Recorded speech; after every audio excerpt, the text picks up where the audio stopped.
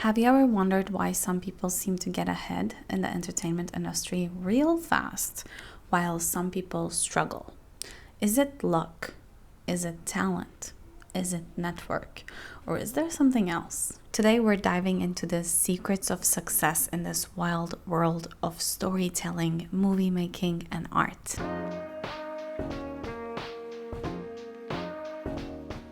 Hi, and welcome back to a Screenwriter Secret Diary podcast. I'm thrilled that you're here with me today as I share some great actionable tips that can help you navigate the entertainment industry. Whether you're just starting out or you're just looking to elevate your game, you've been here for a while and it's not working out great, I got you. This episode is packed with things that you don't want to miss. The power of networking. So let's talk about networking events. I know everybody talks about networking and maybe you're tired about it, but let's talk about this for reals. I know the word networking can be a bit intimidating, like showing up to a party where everyone knows each other and you're just the new kid on the block or whatever. But here's the thing, networking is actually very essential, especially in Hollywood. I don't know if you're seeing it, but Taylor Swift has different openings, and then her opening singer, whatever you call it, becomes big.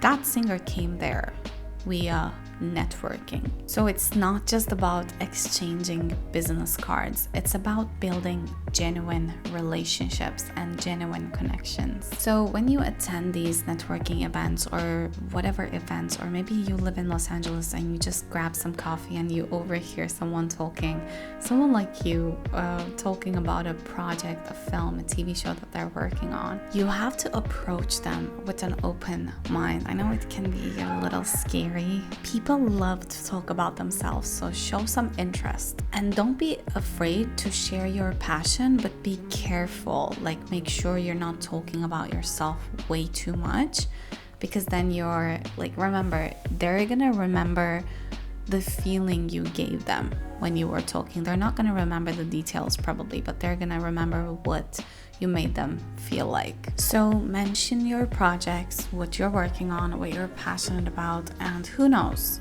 they might be interested or could connect you to someone who is. Also remember that follow-up is key, even though I've been ghosted a lot when I followed up. Like, we talk and we're like getting along a lot. I'm listening to them, they're listening to me, they're like, oh my god, this is amazing, let's do this, let's do that, and then they ghost you. Like, this happens a lot. Don't feel guilty, but follow up. Keep following up. Especially the biggest tip I got in my Masters of Screenwriting was follow up in a way that you're not bothering them. Hey, did you read my script? Hey, did you do this? Oh, you were gonna tell me something about this project, what happened? Oh, you were gonna connect me to someone, what happened? No, just wait for a month or 2 weeks. Look up their IMDb, literally, or their Instagram, whatever. Literally be a stalker. Just check out what they've been working on.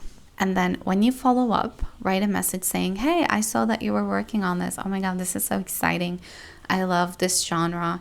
I wish you the best of luck. Let me know if you need anything. And I also wanted to remind you this thing that we talked about. That's it. That's all you have to do. Don't send a long email or message.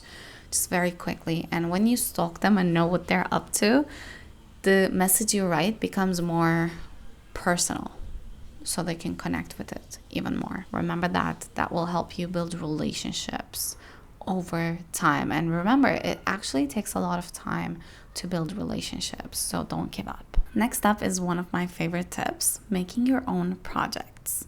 Seriously, stop waiting for permission or that golden opportunity to come knocking. Get out there and start creating. Whether it's writing a short film, starting a web series, or even putting on a local play, or maybe you want to make your own TikTok plays. Like, there are a lot of people who play all characters in a sketch, whatever they're doing, on TikTok. Like, use social media to your advantage and put your work out there. Start working. Don't sit around waiting for that golden opportunity, the golden ticket to come and find you. Honestly, like, one of the best advices I've ever got was do your own thing and the best opportunities will find you. So take the initiative to showcase your talent. Not only does this give you a chance to make your craft better, improve over time, but it also helps you build a portfolio that you can then share with others for gigs or opportunities. Plus, it can open doors to collaborations. When you're working on something, you naturally attract like-minded individuals who are eager to join. And let's be real, every big project starts with a small idea that just exists in one person's mind. So be patient. Don't underestimate the power of your creativity and your vision. Just start and rest will follow. Collaborating and learning from others. Now let's talk about collaboration. Teamwork makes the dream work, right? Like I've been talking about this a lot. I don't know if you watched my videos in 2020, my YouTube videos. I talk about teamwork a lot because we got a lot of projects done because of good connections with our team members, like crew and cast. It works on favors, really.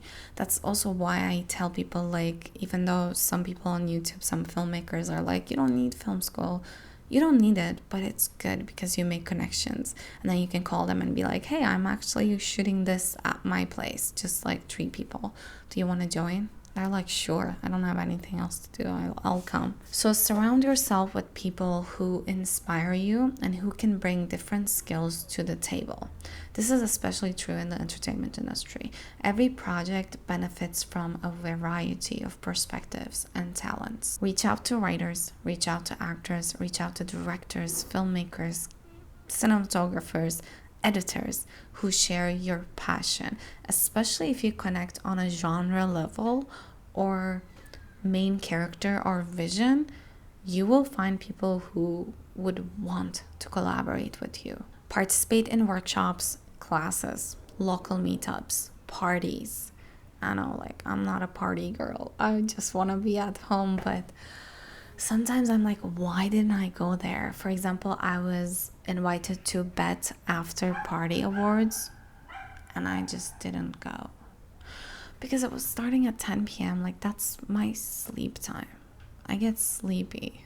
Okay. And remember that every collaboration is a learning opportunity.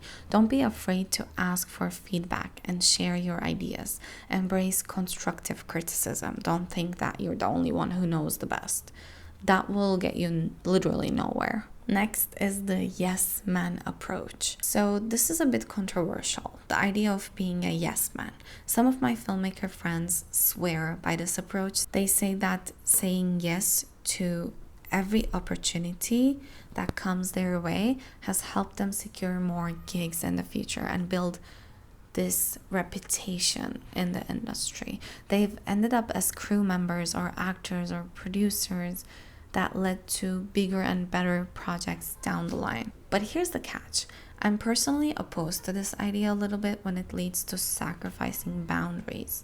While it's great to be open to opportunities, saying yes to everything, it can come at a cost, which is your personal time and values. So I feel like it's not just about saying yes to every gig, it's also about saying yes to seemingly impossible tasks.